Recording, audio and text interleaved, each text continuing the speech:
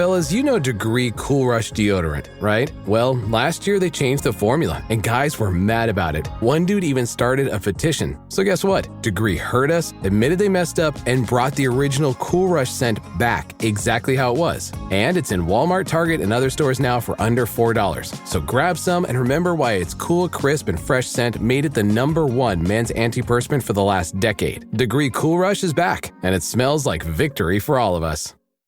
Auto insurance can all seem the same until it comes time to use it. So don't get stuck paying more for less coverage. Switch to USAA Auto Insurance and you could start saving money in no time.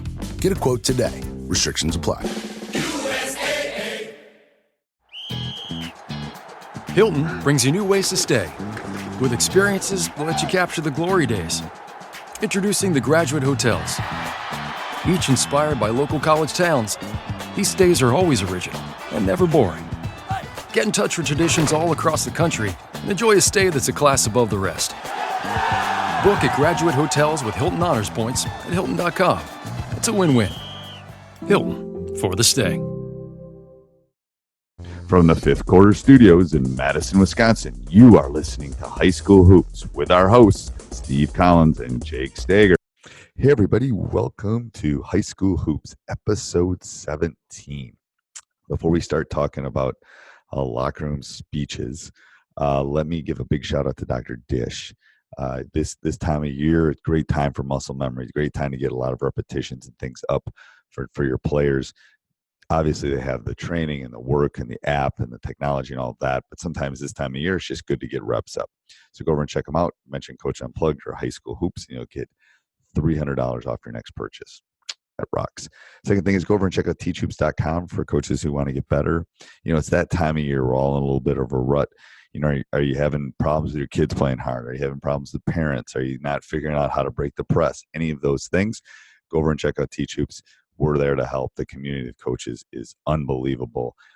We can do a one-on-one call with me, office hours, anything like that. Go over and check it out. All right, let's head off to the podcast. All right, episode 17. We are going to get to 1,700, right, Coach? Of High School Hoop. If we get to 1,700, I'll eat my desk. Okay. 1,700 once. That'd be a long time. I'll be in Florida. We'll be doing it. The background would be like palm trees. That would be awesome. That would be great. All right, what's this week episode? As it's cold out, and I wish I was in Florida. I've heard other podcasts, and I've heard other things in books, and I read about it, and so I have some different theories from different coaches, and I think it's a good topic to talk to over our winter break right now. Is that do you, Coach, believe that locker room speeches are overrated? What I mean by locker room speeches is that ooh rah rah big old speech before games, and you know, whether it's the quote, you know, that you decide. You know, a lot of times we see those things on Hoosiers, or you see the movies of Coach Carter, and there's a lot of things that we don't see behind the scenes that really build into what really goes on the floor. And so I think as coaches, we have to be careful of how we approach the locker room, and how much is really what's said in the locker room really going to gravitate to what's going to happen on the court that night. So let's break it up into 3 different speeches as I'm thinking about this. Sounds good. Pre-game speech. Yep. Halftime speech. Post-game speech. I'm gonna start in reverse order. Post-game speech used to be very, very, very, very long. Now tends to be very, very, very, very short. And the reason being is stuff that I've read too. They hear nothing you say after the game. They hear zero. Even if you win, if you lose, it's like they are gone. They have moved on, especially after a tough loss. They're not going to hear you. They'll hear you the next day, especially if their season ended. They'll hear you more the next day than they will then. You know, you can tell them if you win a big game, you know, we did these things well, or, you know, you just kind of squeaked by, whatever. But those tend to be less than 2 minutes for me, if 2 minutes. And I think my record is an hour 10 post-game speech in Parker. My soul lost to Parker 16 years ago. There's stories about that. There's stories about my post-game speech there that I basically redid it. I said it once, and then I did it again. It was a 2-time speech. Been there, done that. Yeah. So, but they didn't get anything out of that. It was more me just venting at that point. So that's the post-game speech. So I would try to keep those short, and especially if you're trying to teach them something in a post-game speech. Can I touch on that a little bit, Coach? What you just said, I wrote down here.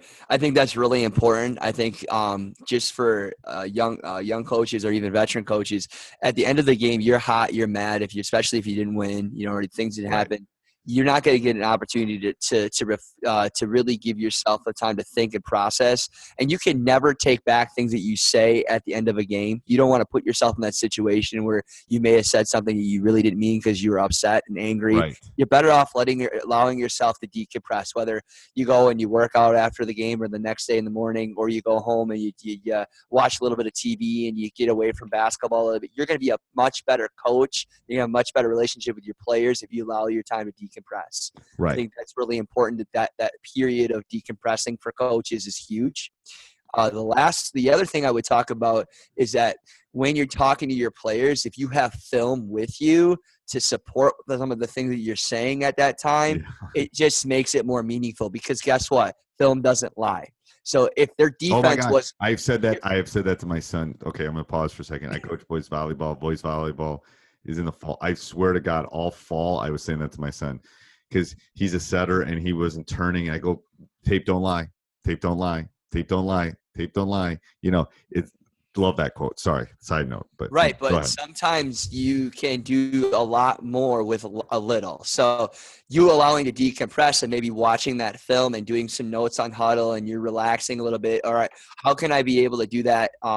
How can I be able to show this person? By you just showing on film and making a couple notes, you've already made your point.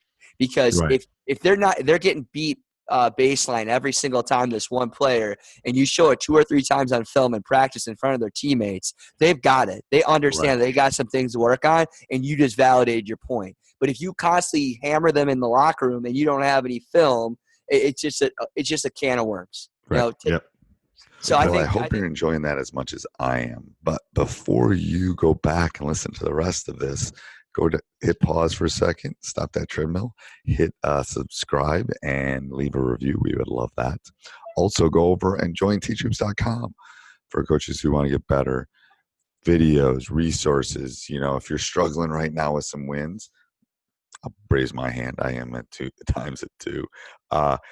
We have a great community of coaches over there, and mentors and all sorts of stuff, and one-on-one calls with me and all sorts of things that can help you become a better coach. So go over and check that out while supplies last. Talk to you soon.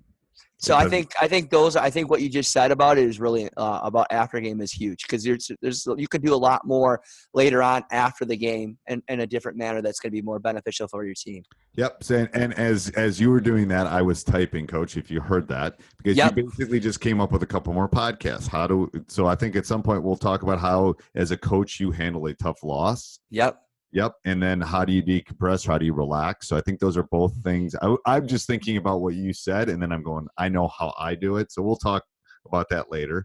Because everybody's different. Everybody's a little different. So then the next one is my halftime speech. So here's how I'm not going to go into halftime, because I think that's another thing that we want to talk about. For sure. But the administrative part of my halftimes, or how people can use halftimes or even breaks if you're a youth coach. So we'll leave that for a different podcast too, because we have lots to do in the future. But my speech tends to be short at halftime and tends to emphasize 3 things. Everything says if you do more than 3, they won't remember it. And then the most important one is the last one that I say. It's similar to how I handle timeouts. But I'm going to go in there. I'm going to show them a couple things. I'm going to ask them if they have questions. I'm going to ask them if they have any concerns. So I want input from them at halftime too. That's usually why my point guard is seated right next to me, because that's the person is kind of like now doesn't has to be my captain, but it's the person I'm turning to if I have issues. So I try to keep it, again, it's 3 things. What do we need to do? We need to box out. We need to get back in transition, and we need to run this. Obviously, we're doing some X and O things, and I'm throwing my marker at my assistant coaches because they have different responsibilities. But you're not gonna reinvent the wheel at halftime. I think coaches expect that they're gonna reinvent the wheel. I think the conversation you have with your assistant coaches is as valuable as what you're saying to your kids at that point. I think I agree. I think one thing as I learned as being a young coach, I would storm in the locker room if I was upset right away. I've learned to sit with my coaches outside of the locker room, allow the players to decompress a little bit, sit and talk to each other a little bit, and talk to coaches. So what do you think?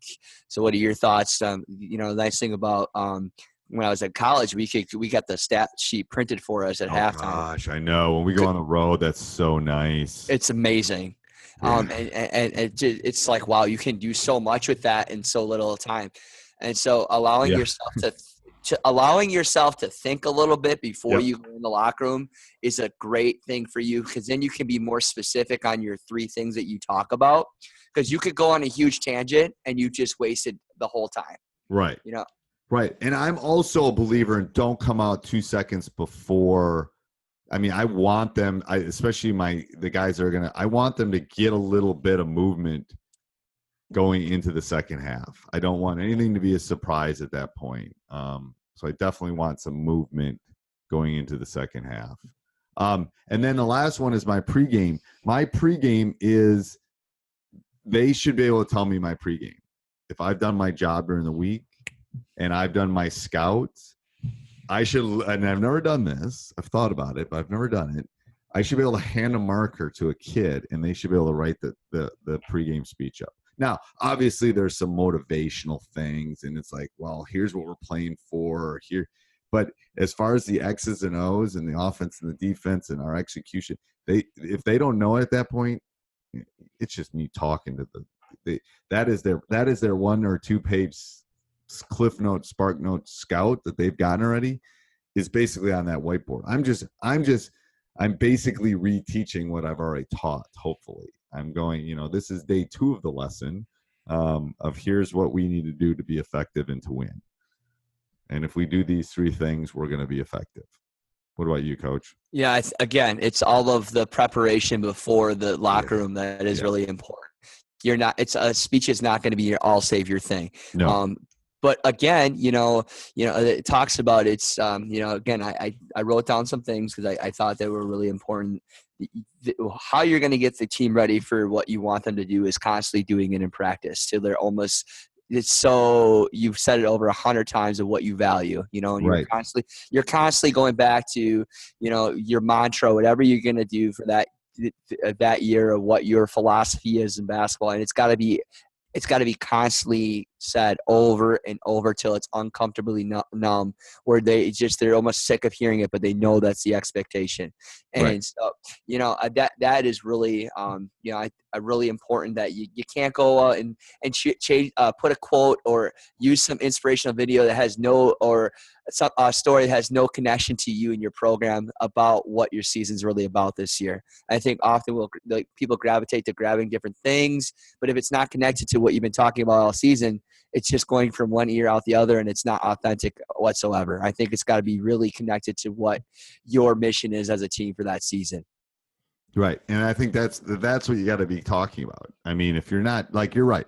I don't want to tell you, the you rah rah thing, okay, that's going to last for 12 seconds.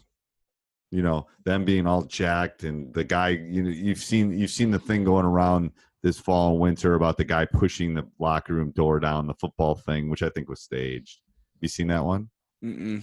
No, it's like a high school game and the coach is all in the locker room and blah, blah, blah. And for some reason, someone's videotaping the football locker room door going outside. Well, all of a sudden it falls down and they all run out, all kind of like, yay. Great. First of all, why are you filming a door? Because it's staged. But second of all, it's like, that's only going to get them jacked for 30 seconds. Then they're going to come back down. That's why we tell guys that might be the time. If you see a team that's like that you got to come out and just out execute them for 30 seconds, and then we'll just, it brings them back down. So that's where those Hoosier speeches and knowing the gum he's chewing are great.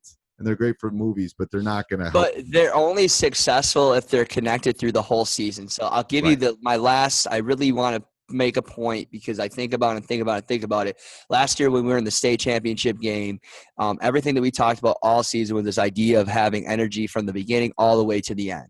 And so what we did before the last game of the season, we got a big thing of chart paper, and I wrote the quote, "Everything begins and ends with energy," which we've been talking about all season, and the guys signed it. And we put it into our locker room. We brought it onto but the only reason that was connected is because we talked about it all year. So those little things can help you out in the end of a big game, because you've constantly talked about it all year. But if it's not connected to what you've been talking about all year, it's not gonna happen for you. No, and you got to let them kind of come up with that, and that can be another podcast. We can talk about how we come up with themes and motivations. Well, maybe that will be next year. All right. Have a go. See you in the new year. All right, sounds good. Bye. Bye. Hey, Coach, I hope you enjoyed that podcast as much as I did. Couple things. First of all, go over and check out teachhoops.com for coaches who want to get better.